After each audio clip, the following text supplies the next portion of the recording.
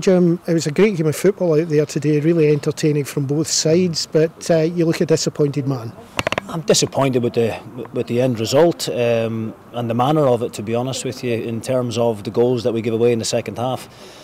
Ayr United's first goal was a very, very great, good strike from Moffat. I could argue that we didn't get enough pressure on the ball, but I don't mind losing good goals. But the other two, just after half time, the penalty was a sore one to take, and it puts us in a difficult position where we're fighting an uphill task again to try and get back in the game. At 2-1, obviously we kept playing the way that we do, and we created some half chances. We've obviously hit the crossbar as well. The goalkeeper's tipped one onto the bar, and then the third goal is, it's hard to fathom really.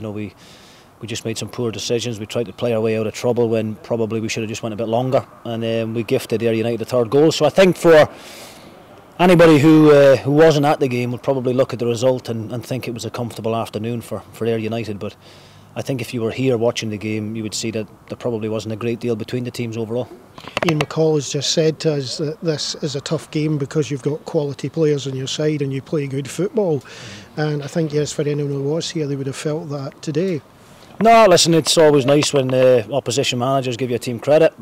I think I said in my programme notes, I like the way Ayr United play, and I like the attacking mindset of the manager and of the players, and I think we're of a similar mould here. We try and, I don't set my team up to draw games and not to win games. You can see there we go out and we try and win every game that we're in, and we believe that we can win.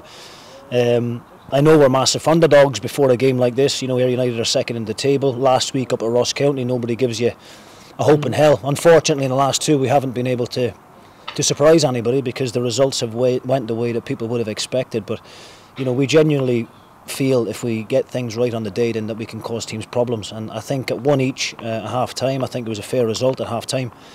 I was looking forward to the second half, but then when we just go and gift the penalty in the manner that we do, it's very frustrating.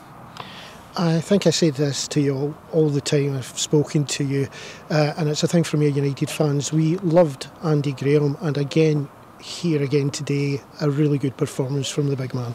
Yeah, listen, the big man's, he's our leader, he's our captain. And as much as he is a great defender and a warrior, and he puts his body on the line, he's also a very good footballer, and that's why I wanted to keep him at the club.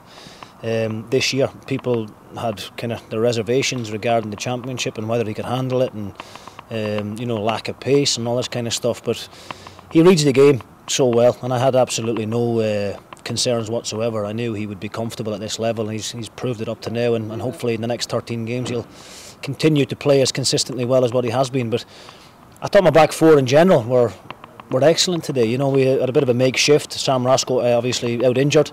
Liam Dick went in and done well in alongside Andy, and John Robertson never lets us down at left back. So I can't fault the back four really for any of the 3 goals, to be honest with you. I just think there's those fine margins, and the 2 goals that we gift them in the second half are the reason we lost the game, not down to any poor performance by the team.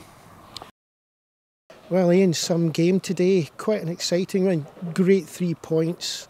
Fantastic for Moff to get his goals on the day that his daughter was born. Yeah. And an interesting one where he didn't get a penalty, all making up a fabulous game for Ayr today. It was, and that decision could have cost us the penalty, because after that Ross Doones made a fantastic save from Flanagan, who's a good player.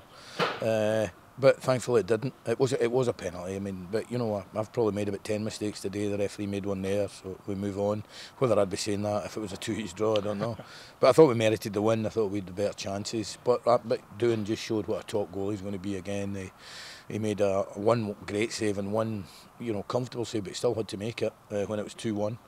And then we got the third goal and it was comfortable. I felt we fully merited our victory, and I thought I phoned Michael this morning to see how he was, and he was, as you would expect, his blood. I think adrenaline got him by, but I thought he was outstanding. I thought he was absolutely terrific. And typical Michael, though, he missed his easy chance and put the ball in the net from 20 yards in the top corner. So this isn't easy coming here to win, and it's not about Alloa having a lot of spirit or anything. They've got a lot of good players, and as they've shown this season. So it's a great 3 points for us. He also had 2 debutant boys today, and also I suppose Aaron Muirhead going into his normal sort of position as well. All 3 came out very well. Yeah, I thought Muirhead was excellent. I thought he did really well. I thought Calvin did really well. And I thought Nicky did well when he came on and could have scored. That lead up to the goal. So yeah, pleased with them. And we've still got 4 out, and we hope the 2-week break will see us have at least 2 of them back, maybe 3. And then we approach the last 13 games. We're at 40 points now, so our target's changed. This club's got to finish in the top 4, and if you're in the top 4, you get a chance of winning it.